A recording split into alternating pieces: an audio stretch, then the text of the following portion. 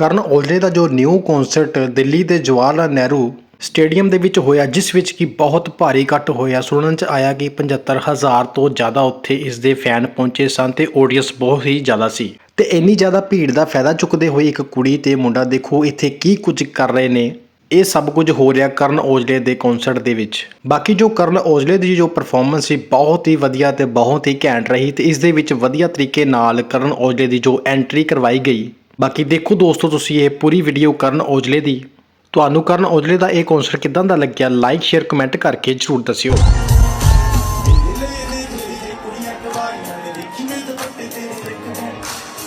ਸੋਹਣੀ ਚੁੰਨੀ ਲੱਗੇ ਜੱਟੀ ਦੇ ਲਈ ਜਦੋਂ ਹਾਏ ਕੰਮ ਮੈਨੂੰ